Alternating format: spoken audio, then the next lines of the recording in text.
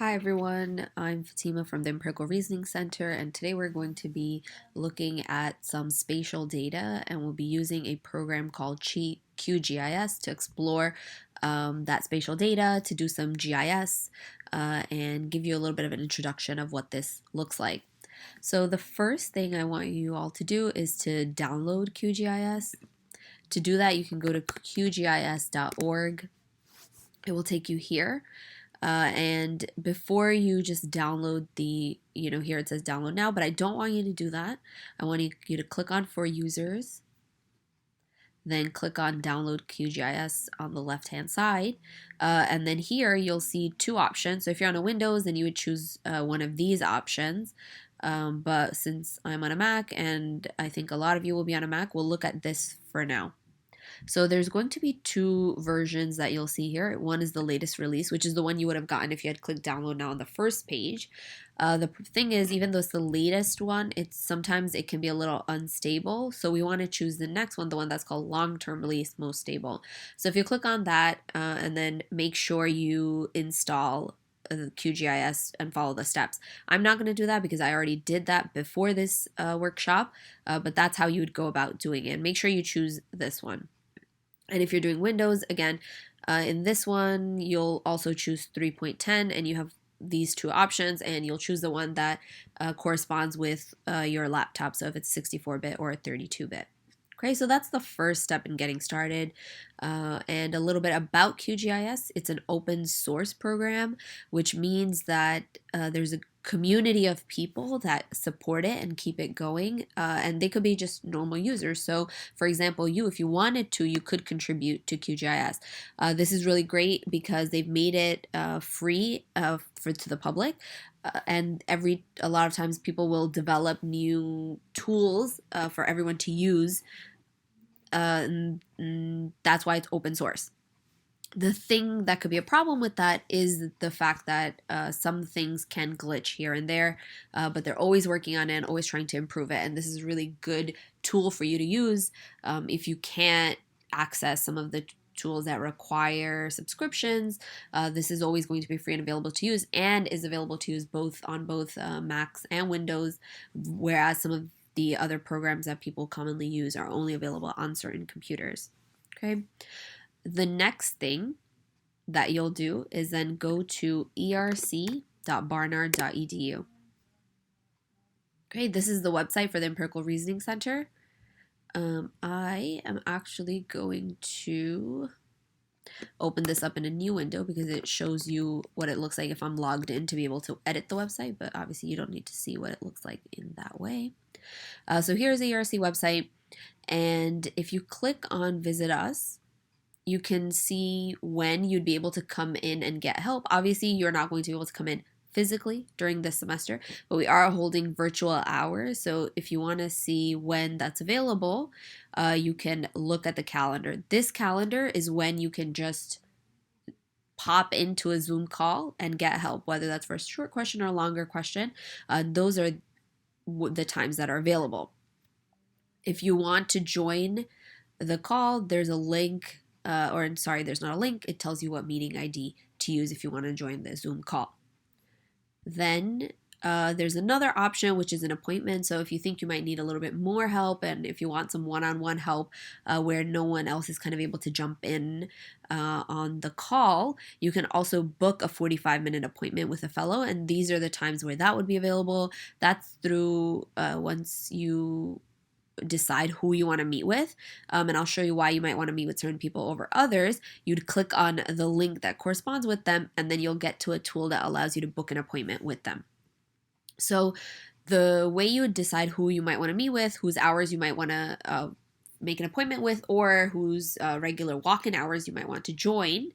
If you look at the very top, there's a fellow skill set chart, and it shows you how skilled someone is in a specific program. We help in our center with a variety of programs, so our fellows have a variety of skill sets, right? So if you are looking for help with QGIS, you would look at the QGIS column, and anyone who has 3 circles, they have an advanced skill set in that program, and anyone with 2, intermediate, and anyone with 1 is a beginner.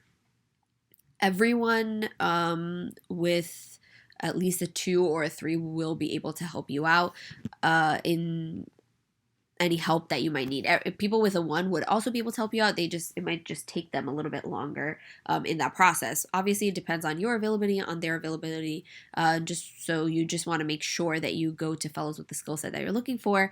If you go to a fellow with a slightly lower skill set, they'll still be able to help you because they're still a little bit familiar with the program, but it might just take a little bit longer. Okay.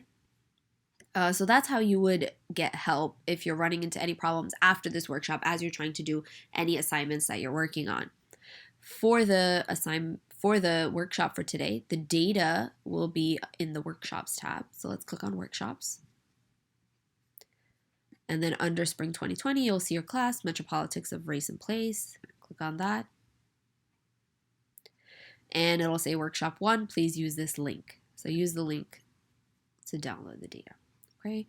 You'll get to this Dropbox page, and what you're going to do is up top on the right hand side, there's a download icon, and then click on it, and then you should see these 2 options, and click on direct download. Okay, it might take a second because it's a slightly big file, and it has to unzip the file. Okay, so we're just gonna wait for that to happen. And one thing I want to point out is on a Mac, this will usually automatically unzip the file. If you're on a Windows, you'll have to do this manually, so make sure you do that before you start to follow along with the workshop. And usually this just means if you click on the file, you should see a window open up and you should be able to click extract on it. If you have a hard time doing that, please, again, make sure to come to office hours for when the fellows are working, and they should be able to help you out. Okay. So while that's downloading, I'm going to walk you through a presentation on Introduction to GIS, a little bit about the theory before we actually get started playing around with the data. Okay. Okay, so Introduction to GIS. What are the objectives for today? Understand the main uses of GIS technologies and software. In that context, it was for historical and archaeological studies. Today what we'll be doing is more looking at contemporary data, and then I want you to see what GIS is, how it works, and what's the standard work model. Become familiar with GIS software, learn about the conventions of map making, map literacy, and what makes a good map. Learn to access, organize, and display data in QGIS, as well as some useful sources of data, and learn how to create a map in QGIS, starting from importing the data to exporting a final map as an image or PDF document. So all the steps in that process. So first of all, what is GIS, right?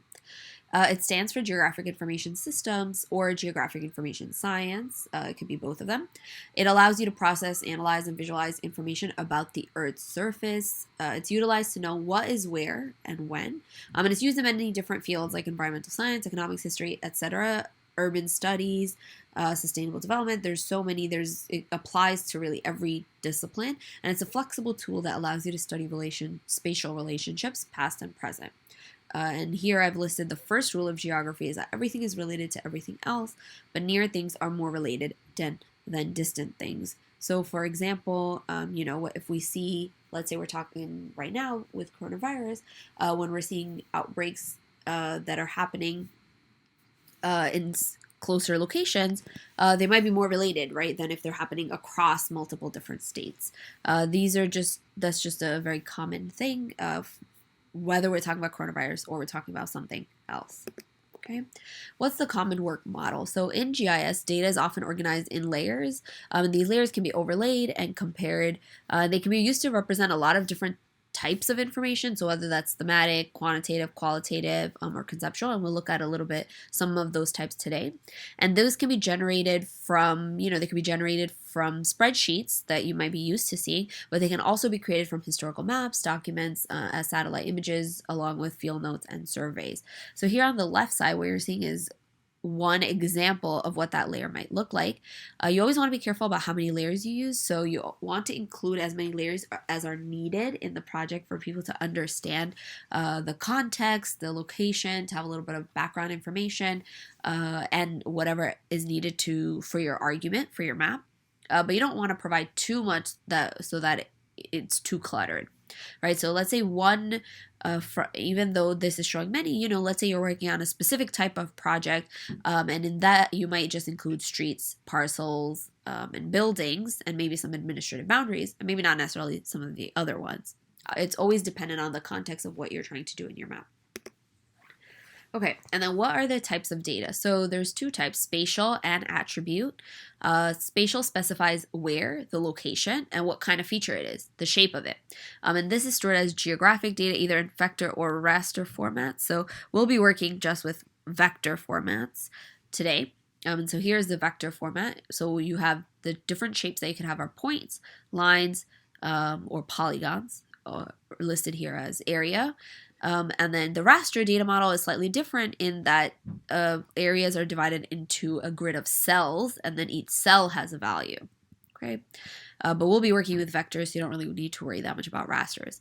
And then you have attribute data, which is what you might be more used to seeing, which is the spreadsheet data that you see, which specifies the characteristics for that location information, such as how much, when, what, and this is stored, as I said, as a table, so in spreadsheets. And this could be something such as, for example, this shows, this is an attribute table for streets. And so you have something like street name. You have other information here along with it. For if you were looking at, let's say, some state, you could have something like, okay, what's the total population of that state? That would be an attribute information for spatial data that you have of the state. Okay, here's another example of looking at what's the difference between vector and raster. I won't go into it because we'll be only looking at vector data today. Okay, one thing that's super important when we're thinking about GIS is projections and coordinate systems. So here, what you'll see is these are 3 map projections, and they're of the US, and they look slightly different. And so the reason this happens is because what we're trying to do is we're taking a 3D globe and trying to put it onto a 2D surface, onto a piece of paper. And there's no way to do that without getting some type of distortion. And so you can see here some of the different ways in which you might do that. And here you see how that could affect the way the US looks. So there's always going to be some distortion. Some of the things to keep in mind when you're working with these different projections, usually you'll try to use the projection that's commonly used for the area that you're working with. So if you're making a map of New York, there are certain projections that are commonly used, and you would want to find out what those are. They have the least bit of distortion for those areas. The other way to figure out which projection you want to use is thinking about what your analysis is based on, because whenever there is a projection, there are 4 elements that can be preserved, right? So one is distance, the distance between places. The other one is area. So area can be preserved. Third one is angle. And then I think the fourth one is shape. So if you're doing an analysis that's based on the length between places, you would use a projection that does not distort area. Distance, right? See, here I'm already getting it confusing. You want to make sure you're super careful about that. Okay, and then here I wanted to show you another example of the 4, because in the picture we were looking at before, it seems like, oh, maybe, when we were looking at it here, it seems like, oh, maybe it's not a big deal. But it is a super big deal, and you'll see why. First, just because of how area here is being distorted. And I'll show you another example of how area is being distorted at this link here. Okay, this is called the truesize.com. And what it shows you is how the Mercator projection works. So the Mercator projection, which you should be very used to seeing because it's one that's used in a lot of web apps. It's used by Google Maps. And the reason it's very commonly used is because it preserves angles. So during the times of, during colonization, all of that, in that time, they didn't always know necessarily the distance exactly between places, right, that they were trying to go to, let's say from Europe. But if they knew the angle, so if they knew what angle it was to get from, let's say, Portugal to Brazil, and they started on this path, even if it took them much longer than the shortest path would have, they at least knew that if they set out here at a certain angle, they would get to where they needed to go. And so that's why the Mercator projection is commonly used. But The problem with it is that it distorts area. So for example, here, let's say this is the US. If we drag this around on this site, it'll show us what the US, like the area would seem like if it was a place close to the equator, and then what it would look like if it was further away. And you can see how it gets a lot bigger. That's because this projection distorts area further away. It distorts area, first of all. And then secondly is that areas closer to the equator look smaller, and then areas further away from the equator look much bigger. And so that's why, for example, on this map, it's not easy to tell right now because of the way the map is centered. But if you were to look at it and you look at Greenland and you look at Africa, they appear to be similar sizes, but actually Africa's area is 10 times bigger. And so it's critiqued a lot. There are other projections that you can use to overcome that problem, but I really just want to point this out so that you know what the issue with projection can be and how they could really create such huge distortions. Here I'm just going to take, for example, India and see what that would look like close to the equator, and then what that would look like if it was much further away from the equator. Okay, let's go back to this. Okay, and then here are some examples of what you can do with it. So here, this is a choropleth map. A choropleth map is when you use graduated colors to represent information. So this is represent information on poverty. Each of these is a separate map, and then you can use them to compare across each other. And they're showing poverty levels within specific groups. So here, this is looking at a demographic group: white men, white women, men, and black women. And this is the state of Mississippi. It doesn't say that anywhere, but I know what state this is, but it really should have a label actually. Okay, here's another one where you could have, you have that choropleth map, but then you have points overlaid on it, so you can kind of see the relationship between two things, right? So this is looking at in New York City what the percent of the black population is, and then Starbucks locations. And you see that a lot of the Starbucks locations are in areas that do not have a high black population. Okay, so here you can use, as you can see, this is information layered, as we talked about the work model, right? Starbucks locations are overlaid on top of a choropleth a map that has the census tracts of New York City. Okay, and it allows you to then compare these things and understand what's happening and the relationship between two things. Okay, here's another one. This is a very common one that you might see online. It looks really nice because it's very flashy, and we'll just look at it really quickly. And so these are some hashtags on Twitter. The thing is, though, that if you were to look at even other maps of maybe hashtags that are completely unrelated,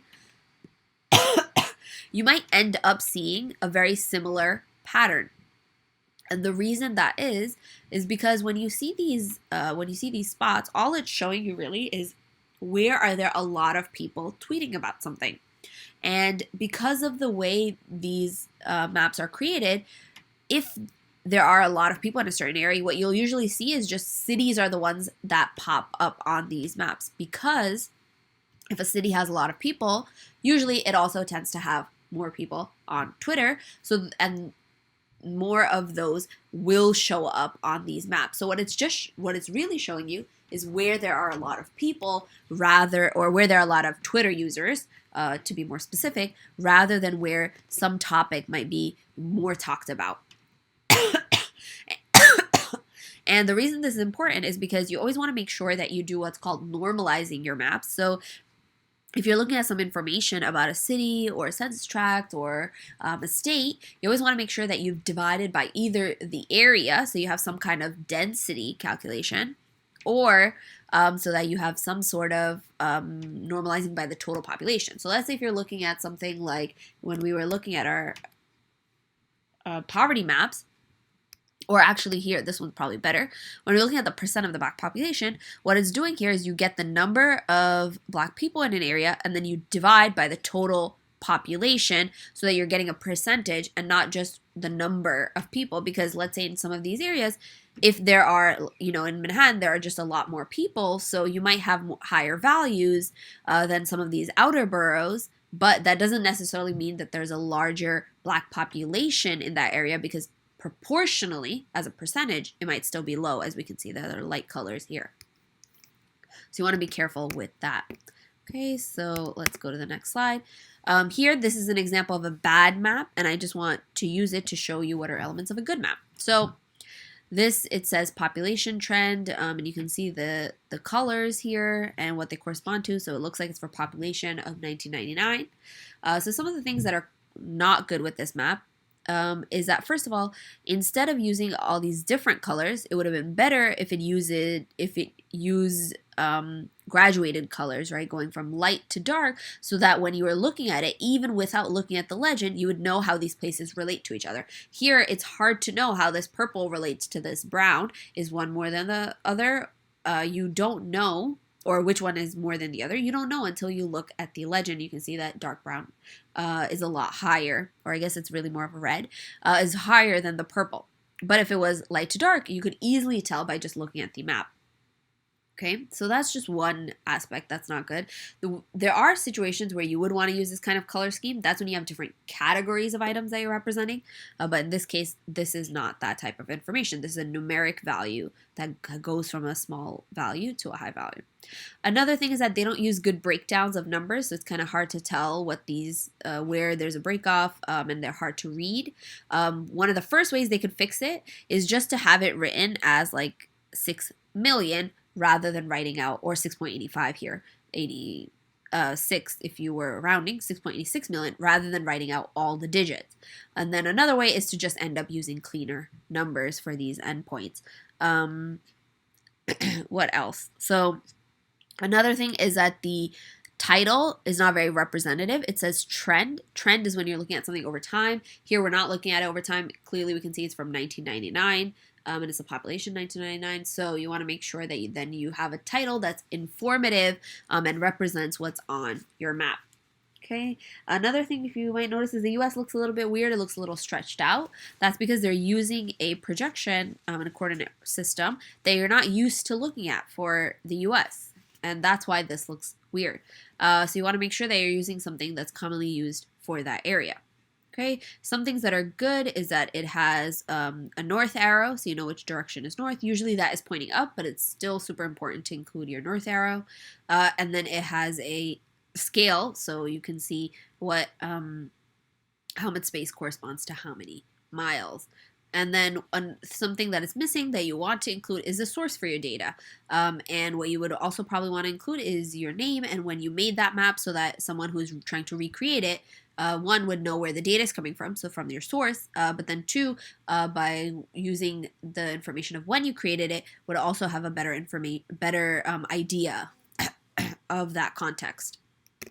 Okay, here's another one. I wanted to show this since it's now using those different colors, but in a way that it's actually meant to be used. These are not numerical values. These are different categories, and that's why for these, it makes sense to use these different colors so that you can label these different values. This also has some context, so it's labeling some of these areas, which is helpful. You know, you need context generally when you're trying to understand a map. It includes things like interstates, highways, etc. Has a scale, has a north arrow. It doesn't have a clear source, but it does have a logo, so you might be able to figure it out, but a clear source is always better. Okay, these are some other examples. This is one showing the location of historical settlements, and then it labels the topography with numerical values, and then you can see it uses points to represent some type of information. It has also more context, north arrow, scale bar. Okay, all these things are super important. And to refresh, you want to have a descriptive title, you want to have a data source, a clear legend with explanation, a scale bar in units that make sense, a north arrow, a properly projected map, and any necessary labels that you might need. Okay, and so now let's make our map. Our data should have downloaded by now, so we should be good to go.